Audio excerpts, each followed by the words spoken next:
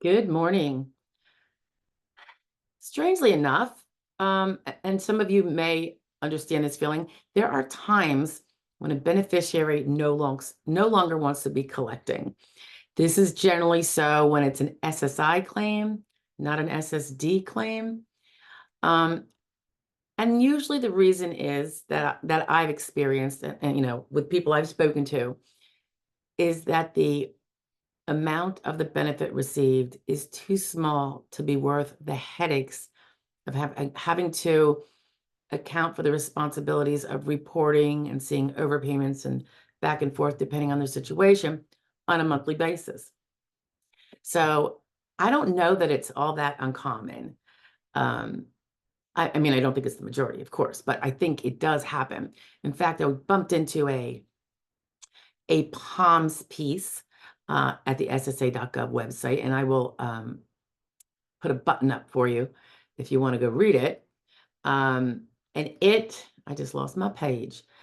It talks about their process, which would include an N19, which is voluntary termination.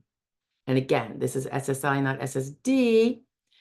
And they go on to say that the list of reasons for an N19 and why a recipient may choose to terminate SSI eligibility. So this is voluntary termination. The first reason they give is that the eligibility prevents them receiving more money or benefits from another program, such as aid to families with dependent children, AFDC, and private pensions.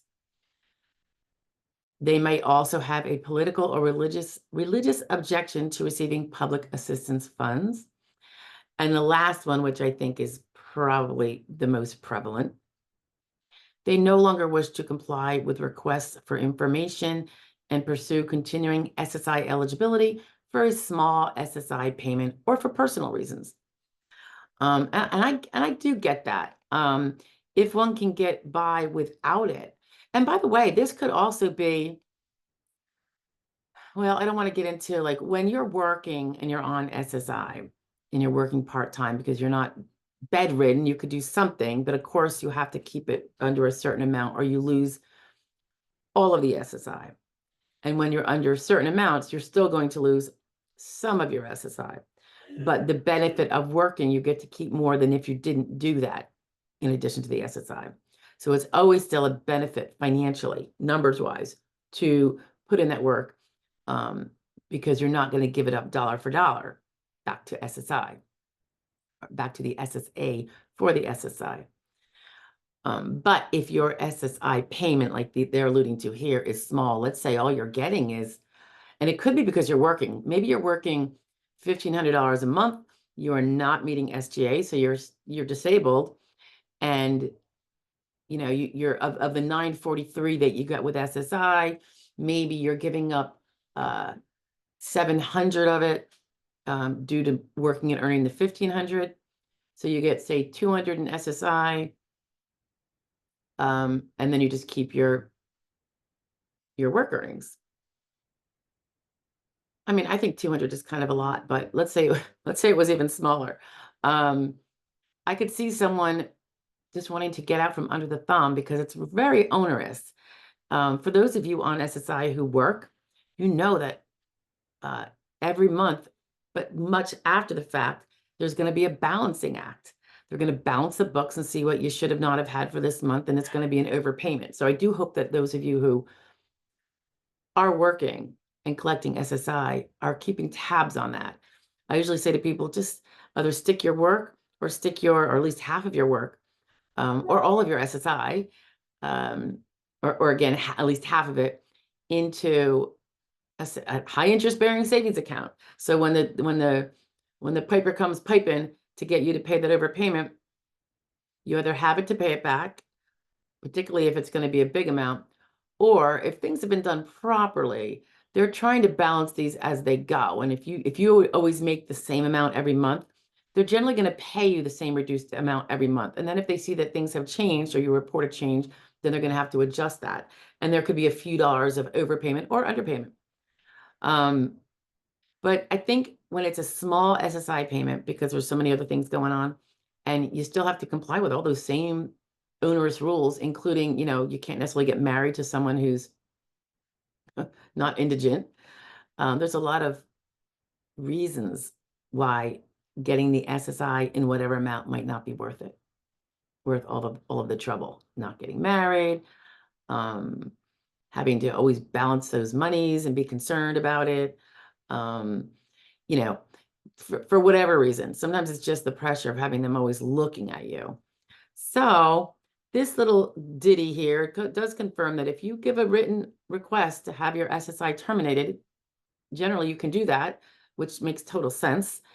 I know people have called the field office and gotten an answer that was negative, which is ludicrous, but it's probably a new person up there. But one thing to do, though, if that's something you're going to consider, is make sure you know exactly what else it's going to implicate. Are you reliant on your Medicaid, and will you lose it if you lose your SSI? That's probably the biggest one. So you need to find out how you get your state and local benefits, including your state Medicaid, because that's your health insurance. Not my field of expertise. I don't want to get into it. Plus, it's always changing and it's different from state to state, even county to county.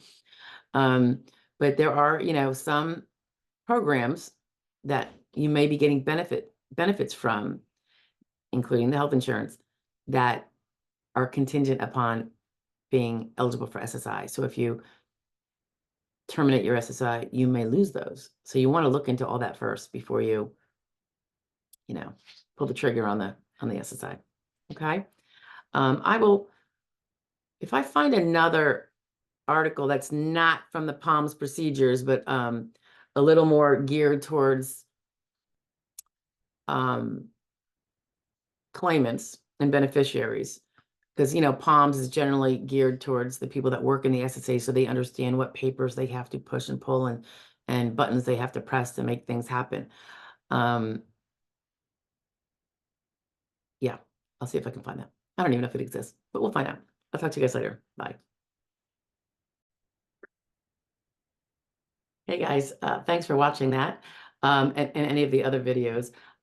Just gonna alert you to, if you haven't already heard, we now have memberships that provide benefits of more interaction, of any questions you may have or issues with Social Security that you may want and that would not otherwise be feasible under a consultation with me, the attorney, on any particular issue you want.